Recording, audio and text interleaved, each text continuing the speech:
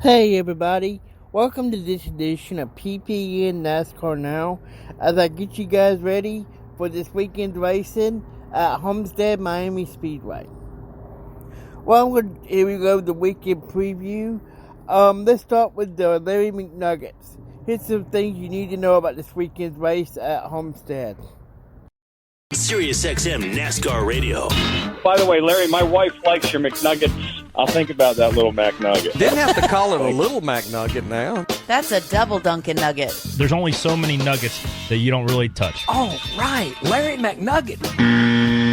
Shut up with your buzzer. Boy, that escalated quickly. Reach up there and pull those belts tight one more time. Hell yeah. Woo! And there you have it. Just keeps We are getting ready better. with Miami NASCAR Cup Series Larry McNuggets. So we'll start here. This will be the first of 9 races at a 1.5-mile track this year. We ran 11 last year, so 2 less. And then, as we've mentioned, 3 of the next 4 races on 1.5-mile tracks. Homestead, Miami Speedway, the following week at Las Vegas, and then 2 weeks after that down for our first of 2 visits in 2021 to Atlanta Motor Speedway. So 1.5-mile track winners, active drivers. Who has the most active drivers wins on 1.5-mile tracks? And there's one on here. There's one on this list that really surprised me. I'm going to say Martin Truex Jr. That would not be correct. Off to a hot start. Kyle? I'm going to go out of the box on this one. Brad Keselowski. That would not be correct either. So here is the list. Top 5 active drivers winners on 1.5-mile tracks. Kevin Harvick, 17. Kyle Busch, 15. Brad Keselowski, 14. Martin Truex Jr., 12. And this one kind of surprised me. I thought he would have had more than this. Denny Hamlin, 11. So Kevin Harvick leading the pack with 17 wins on 1.5-mile tracks. Miami wins with our active drivers. Denny Hamlin with 3. Kyle Busch with 2.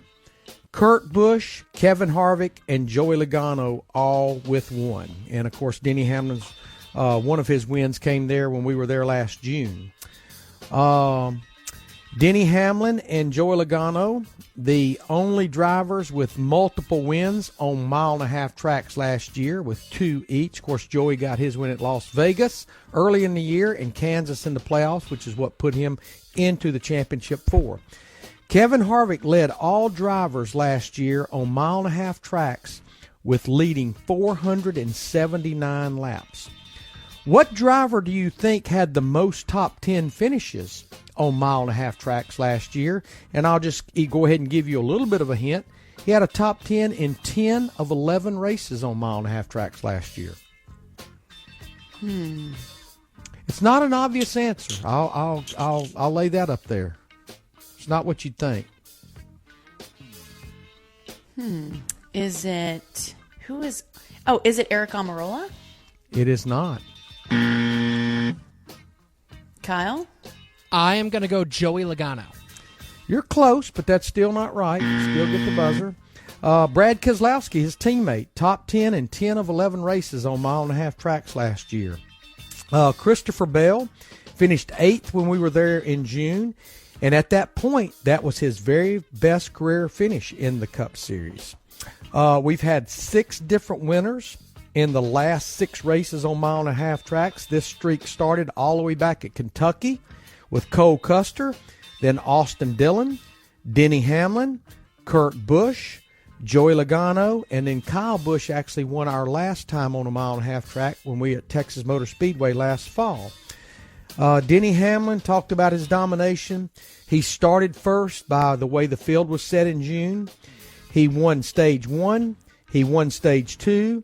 He led 5 times for 137 laps. In fact, Danielle, his average running position was 1.8, and he maxed those points out, the most you can score. 60 points he scored in that race, 40 for the win, and 10 each for each stage win. And by the way, who's on the pole for Sunday's race? Denny Hamlin again. Yeah. Oh, yeah. Top 5 stage 1 and 2 when we were there in June.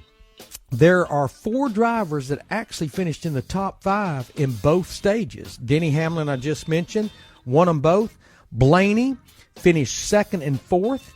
Our little guy, our little buddy, Tyler Reddick, the little driver, remember? He finished 3rd and 2nd. And Chase Elliott finished 4th and 3rd. We've had 5 different winners in the last 5 Miami races. Denny Hamlin, we mentioned, won there in June. The 4 previous winners before Denny, what do they have in common? What do they have in common? What do they? Oh, I think I read this one. They are all former champions. Is that it? Well, yeah, and that's where they sewed their championship up. They had to win. Don't clap yet. Pump the brakes there, Kyle. Pump the brakes. They had to win the race to win the championship. That would have been Johnson, Truex, Logano, and Kyle Busch. Eric Almirola was the only Stewart-Haas racing driver to finish in the top 10 last year when we were there in June. He finished 5th. And, in fact, they absolutely didn't lead a single lap. And I mentioned it a while ago, Harvick 26 has only finished outside the top 20 last year. The Miami race winner. Now this is our 5th year of stage racing. 5th year. It started in 2017. The winner of the Miami race has finished in the top 5 both stages every single race. So if your guy runs well in stage 1 and stage 2, that's a pretty good indicator. But on the flip side of things, the stage 1 winner has failed to win our last 13 races. That's the last 11 of last year and the first 2 of this year. Whoever won stage 1 did not go on to win the race. This kind of plays into something you asked me a while ago, who's on the pole for Sunday. In fact, Denny Hamlin has started first. This is amazing. He has started first 5 of the last 6 Miami races. Now it's going to be 6 of the last 7. We have not had qualifying at Homestead since 2018.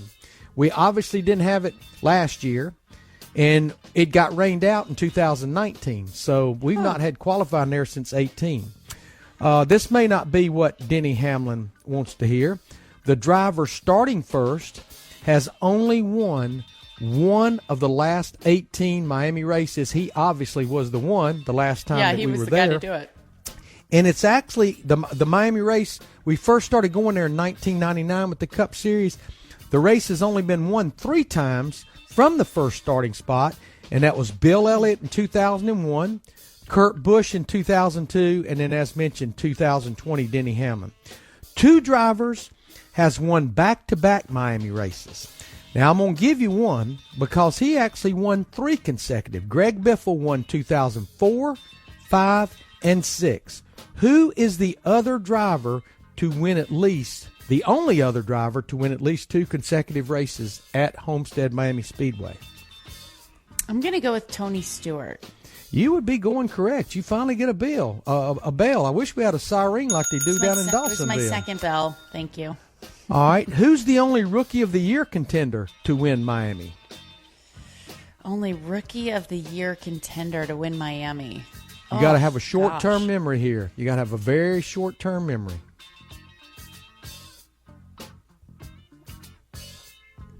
I don't know. That was a couple of deer in the headlight looks right there.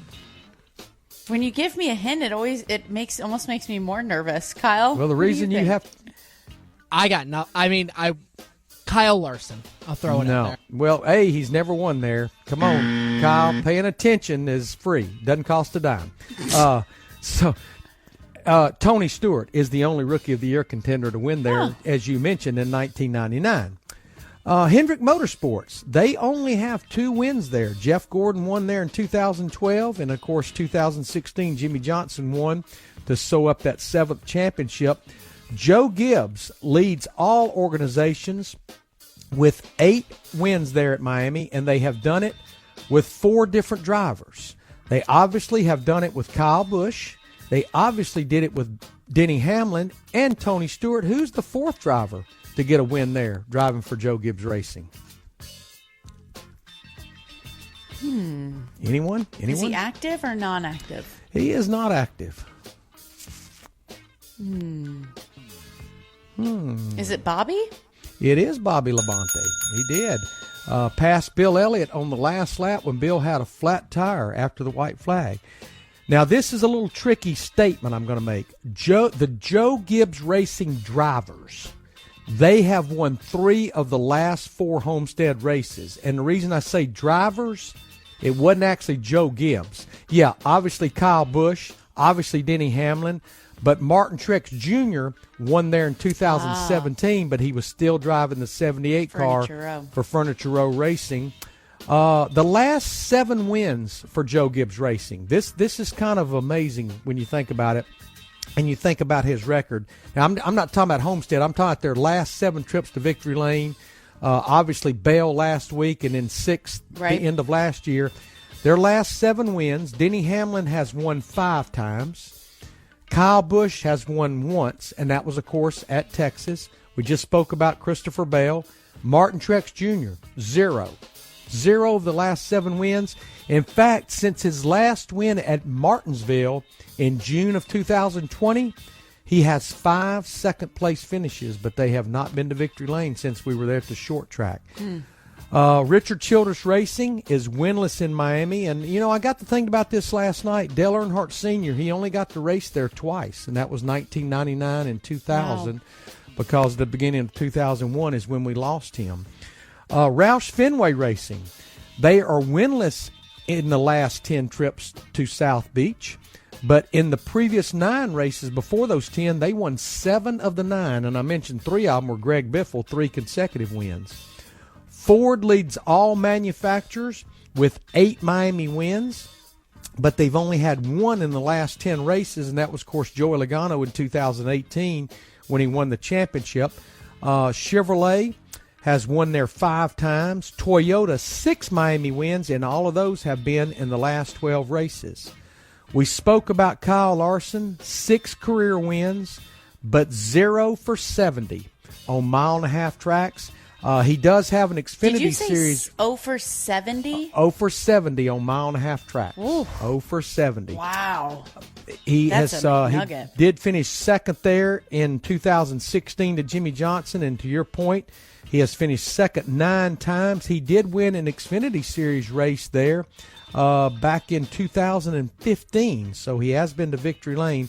Now, this is interesting, and it can be tricky if you don't listen to it right. Of our last 6 drivers that has won at Homestead, the only driver that is still with their same crew chief now would be Denny Hamlin, who's still with Chris Gabehart, who won there a year ago. The previous 5 winners, now one of them's obviously Jimmy Johnson, but the previous 5 winners, think about it, different crew chief. Martin Truex Jr., different crew chief. Joey Logano, different crew chief. Kyle Busch, different crew chief. So all of them have the previous. Yeah, that the only driver walking in there that's been into victory lane the last 6 times that has the same crew chief he won with there is Denny Hamlin with Chris Gabehart. Well, and what also makes that interesting is Denny hasn't been with Gabehart that long, so that is their really makes the stat third telling. year. Yep. Yeah. And that, ladies and gentlemen, would be the very last and final Larry McNugget for Friday, February 26, 2021. All right, next up is this week's Homestead Miami preview. This will give you a little brief history of the track. It'll give you the start lineup for tomorrow's race and Sunday's race. Our Monday headlines today. Bleep, bleep, bleep. I'm going back to bed. With Mike Bagley and Pete Pistone. Let me give you a little peek behind the curtain here and give this a little setup before we launch into this conversation. So this morning I got up and doing a little show prep there, and also let's go. Sirius XM NASCAR Radio, Channel 90. Got a big weekend. TMD. Got to make sure you got your ducks in a row. Weekend preview. Yeah, so much more than that. Indeed, my friends, it is time for yet another weekend preview. And this weekend, we are off to the mile-and-a-half Homestead Miami Speedway in South Florida, the third of 3 races to kick off the season in the Sunshine State.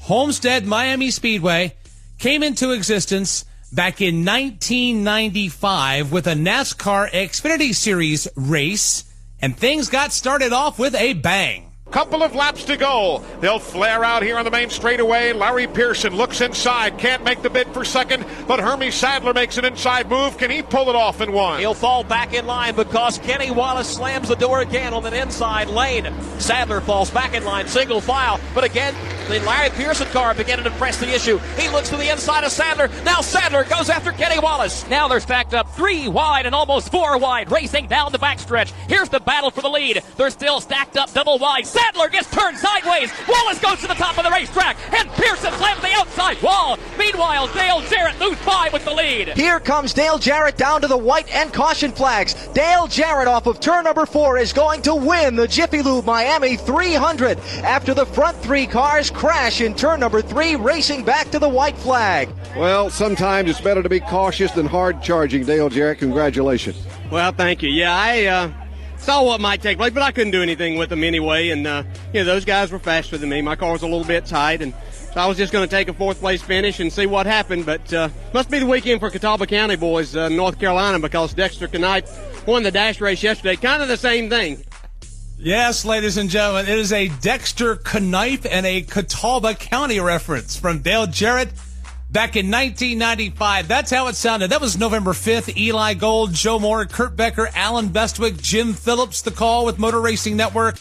That was the first ever race run at Homestead Miami Speedway. It did end in chaos, and that's when they were using the old rectangular layout. Tomorrow, when the NASCAR Xfinity Series takes to the track, it'll be on the high-banked traditional oval that's been in place since 2003. When you look at the stats for tomorrow's race, Tyler Reddick is the favorite. He's got 3 starts there. He has 2 wins and a 4th. But on the other end of the spectrum, Homestead Miami Speedway is one of Justin Allgaier's worst tracks. In 12 starts, he's never cracked the top 5, and he's off to a slow start here in 2021. The key will be not to overextend themselves tomorrow. I think that's the thing that's crazy about it is when you get behind, we want to believe, we can make things up, right? And we can go have a good weekend and make up all those points that we lost. What I think is hard, though, is when you get to those moments, you start getting the racetrack and you're like, wait a minute, I can't really do that. Because now if I go in there and I make a mistake, then obviously I'm losing more points and I'm going to put myself even deeper in that hole. So this is a tough spot to be in. Austin Cindric trying to put another win on the board. His crew chief is Brian Wilson, and he explained to us when he visited with us here on TMD just how track sensitive Homestead Miami Speedway is. Homestead is sensitive to everything. What line you're going to run, what tire wear you have, what the temperature is there any shade from the stands on one part of the track versus the other? So it's a tough track to get around. I'm trying to make sure that, number one, with those temperatures, I need to make sure that Austin is comfortable getting into the corner, getting up to the wall, and then that we've got enough turn in the center of the corner to where he can keep the momentum up, especially when it moves up top. And speaking of number 1, that's exactly where Brian Wilson and Austin Cindric will start tomorrow's race. The PPG Ford will lead the field to the green flag. Daniel Hemrick will start in 2nd for Joe Gibbs Racing. Harrison Burton will start 3rd. Brandon Jones will start 4th, and Jeb Burton will start in 5th. You got Brett Moffitt will roll off from the 6th starting position with Brandon Brown in 7th. Justin Haley in 8th. Jeremy Clements in 9th, and Myatt Snyder will start tomorrow's race in 10th. 11th will be Landon Castle. Kyle Weatherman will start 12th. Ty Dillon starts 13th. Jesse Little 14th, 15th. Josh Williams, Joe Graff Jr. starts 16th. Matt Mills is 17th. Michael Annette 18th. 19th is Justin Allgaier, and Josh Berry starts 20th. Santino Ferrucci will roll off in the 21st position. Ryan Sieg, 22nd. Noah Gregson will start in 23rd with A.J. Allmendinger in 24th and Alex LeBay in 25th. You've got your 26th starter in Gray Galding. Tommy Joe Martins will start in 27th. Colby Howard in 28th. Riley Herbst, 29th. And Stephen Parsons will start in 30th. Jade Buford is 31st. Dexter Bean, 32nd. 33rd is Timmy Hill. Bailey Curry is 34th. Ryan Vargas, 35th. Jeffrey Earnhardt, 36th. Chad Fincham starts 37th. Tyler Reddick starts 38th, J.J. Yaley 39th, and starting 40th is David Starr. Tomorrow's Contender Boats 250 will be the first of 9 mile-and-a-half races for the NASCAR Xfinity Series in 2021. It will be 167 laps, 250.5 miles. Stage breaks coming at laps 40 and 80. You'll hear live coverage of the race from the Motor Racing Network and right here on Sirius XM NASCAR Radio, beginning at 4 p.m. Eastern Time. Sunday, it will be the NASCAR Cup Series taking center stage in the Dixie Vodka 400. It'll be the 23rd time the Cup cars have raced in South Florida. And Denny Hamlin is looking for his 4th Miami win. The competition headwinds will be brisk, though. Several other drivers are looking to run Homestead Miami Speedway quite well. And speaking of running well, how about Ryan Preece? Off to a great start this season. He's sitting 7th in points. He's only one of 4 drivers to score top 10 finishes in the first 2 races of the season. Ryan says it's because of those successes that'll make his life a tad easier on Sunday. Being able to start 8th this weekend at Homestead already sets us up for an opportunity to hopefully, have a great start, have a great car, and just get some clean air and keep digging and have the opportunity to get stage points. Ultimately, I think you got to get them. You can gap yourself so much more when you're able to get those stage points and kind of help yourself in the standings. So we're going to keep trying to do whatever we can to keep racking up points, and we just got to do everything we can to get those. Tyler Reddick will start deep in the field on Sunday, and he's gotten off to a slow start in the first 2 races of the 21 season. So that means things are going to have to change for the Richard Childress Racing team in terms of their approach on Sunday. Unfortunately, starting 30th, I would love to think that I'm going to be able to do the very same thing I did a year ago there. But the lights going off in everyone's heads. They go back, they watch these races, they prepare. They're going to see what I did to get as far up as I did in the early lap. The high line is going to be taken away, and we're going to have to work hard to get around these cars, be able to pass on the bottom, and to expect to get all those spots in the first couple laps of the race is not smart. Just going to have to take our time getting up through the field. Bubba Wallace is off to a slow start with 23-11 Racing. He's finished 17th and 23rd in the first 2 races. He's going to run his 4th Cup race at Homestead Miami Speedway. Hasn't finished any better than 13th. But Bubba has won a NASCAR Camping World Truck Series race there. Well, I have to say the 2014 Truck Trophy says I enjoy it pretty a lot. I'm really excited, talking with Freddie today. He was looking at the SMT stuff, looking at what Denny was doing different, how I can utilize that. It's kind of cool, just looking at investing my time more to know that I have all the resources there. When I show up, the cars are ready. Everything is ready. We got the same equipment. And there's no reason why we can't go up there and run with the 11, the 18, 20, and 19. So just going to have to be prepared on my end.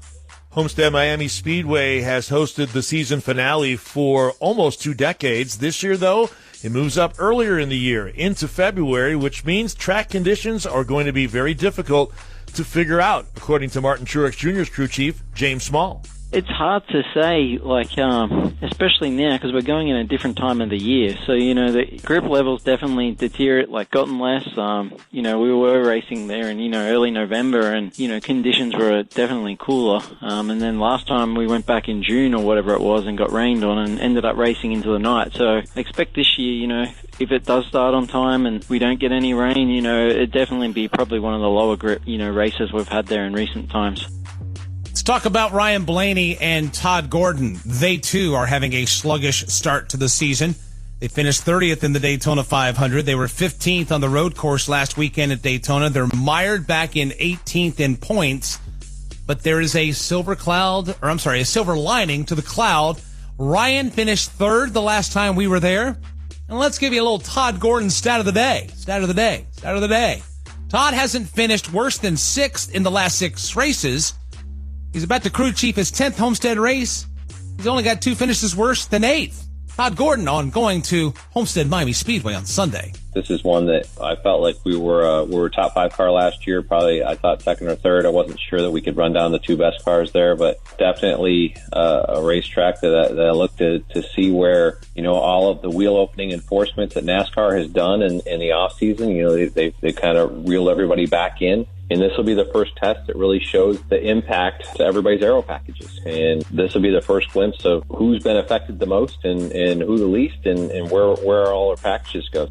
It wasn't used in the Daytona 500 or last week on the road course race at Daytona, but the choose rule comes back this weekend at Homestead Miami Speedway. How might that change strategy?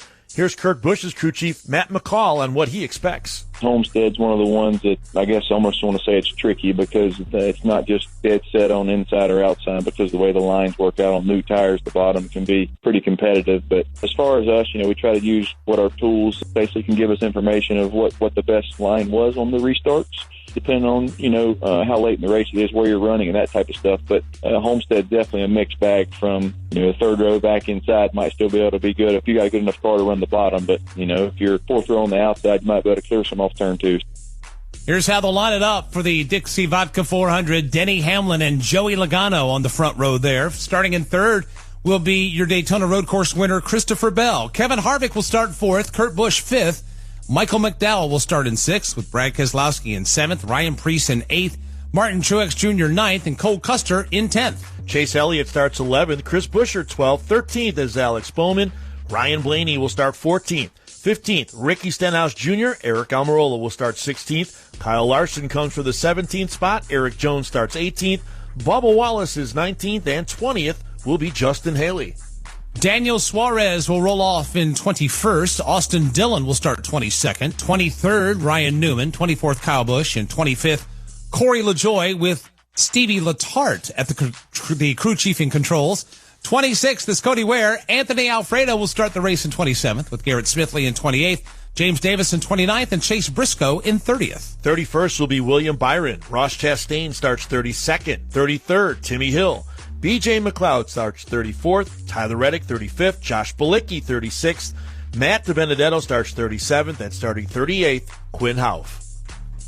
The Dixie Vodka 400, 267 miles, make that 267 laps, 400 miles. Stage breaks coming at laps 80 and 160. Our coverage will begin Sunday with... So there's your breakthrough of this weekend's race. Now, just for fun, here is Monday headlines today. Bleep, bleep, bleep. I'm going back to bed. With Mike Bagley and Pete Pistone. Our Monday headlines today. All right, here we go. This is what we anticipate the headlines will read and say in the wake of the Dixie Vodka 400 Sunday, or the Contender Boats 250 tomorrow at Homestead Miami Speedway. Pat, you're up first. Live from Houston. No, it's another victory lane speech for Denny in South Beach. Oh, I like the rhyming. Anyone else got anything? Apparently not. Apparently not. Cue the crickets. I'm playing it over and over in my head. It's got a little something. It's got a little ring to it. It's got a little pop it's got to a little it. something. We'll have to lay it aside right now. It's like we tried that in practice. Let's see if we got something a little better. Oh boy. Okay. Sammy. Just a real quick, I don't know if you guys have know this or not. Mike has really been hammering these three races as the spring swing. So I just wanted to give a little texture here. So I'm going to say my headline, because I don't think Matt DiBenedetto is going to get 20.5 points this weekend. So my headline is going to be spring swing and a miss from DiBenedetto. Wow. So a negative. Baggy's jaw's on the floor. Is that because you like it? Monday's headline today. My God. Negativity. Swing and a miss. You like that, Mike? I do like that. Thank you. It's not bad. It's not bad, Sammy. Not bad. Right. See, you didn't overthink it this week. I can didn't. tell. You just kind of was winging it. That's my lifestyle. That's my motto there. Just wing it. All right. Petey? Miami twice. Second Homestead win for Logano. Say that again. Miami twice. Second Homestead win for Logano. Trying to tie in the Miami twice. I'm trying to Miami Vice. Vice. The twice. show. Okay. It's a no from Larry. Do you want Denny Hamlin to give a speech in Victory Lane? What do you want, for crying out loud? Now, let me do. Oh boy, here we go. Here we go. You got to get the preamble. Here it comes. Homestead Miami Speedway opened in 1995. 7 years ago, when they dropped the shovels into the ground in Homestead, Florida. What are you No, doing? What voice is that? I have no idea what that is. All right, let me give you the setup on this. And Larry, I'm sure you saw this stat. Okay? Hey. Okay. All right. Here we go.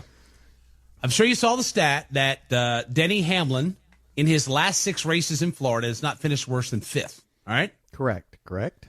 Loves Taking the state that of Florida. stat into account, I have 2 headlines before me that I have to pick.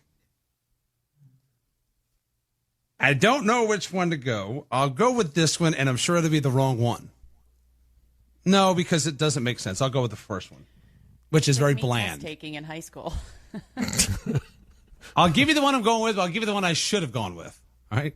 Okay, Sammy, well, look, we got Bagman, plenty we're of on time. the air in 6 minutes. You're going to have to speed this up a little bit. The race starts in 2 days. What are you talking about? We know back in 1994. I say, son. Now let's see if you can throw it this far. And put a little When I pressure say on. whoa, I mean whoa. I love it when your face turns red like that, Larry. All right, here we go. All right. Mr. Sunshine, Hamlin's bright Florida run continues. One more time. Oh, all of you can go to heck. Go No, to heck. no, one more time. What's coming up on the show today, Danielle? It's like reading an article twice. Mr. Sunshine, exclamation mark, Hamlin's bright Florida run continues. My Brandon, other headline was going to be Sunny and 11 with the same sub-headline, odd spin of Sunny and 72. But obviously this is way too much for you people to comprehend. I was going to say there's a lot in. going on there. Yeah. Thank you, Neil. Mr. Sunshine, Hamlin's bright Florida run continues. Right. You know, when you say it You're louder, right, it though. doesn't. When you say it louder, it doesn't get better. Just so you know. Mr. Sunshine, Hamlin's bright Florida run continues. Well, I know where I'm leaning, but I'm going to reach over and go to my Defer co-host to the here. lady here. Okay. Yes. I'm giving it to the man who went out first. I'm giving it to Pat. Oh, for God's sakes! What is this? I was leaning toward my man Sammy. Thank you, Larry. I appreciate that. Mine was It's a better. push. Split decision. It's a push. What are you going to do? There you go. Baggy's like, all of that. Hey, we still got 3.5 minutes, so keep talking there, Big Cat. No, that's enough. So Please. I honestly think since Bagman maybe had the worst one, No question. Miami twice. Maybe he should actually make the split decision here. Maybe he should tip the scale between Sammy and Pat. Yeah, let's let the biggest loser pick the biggest winner, Larry. That makes a lot of sense. Now you're really hitting below the belt. I didn't go there. I just punched him in the chest. My God, people. Pick one. Pick one. Sammy. Really? Wow. Again. And how you guys did not get Miami twice, I'll never know.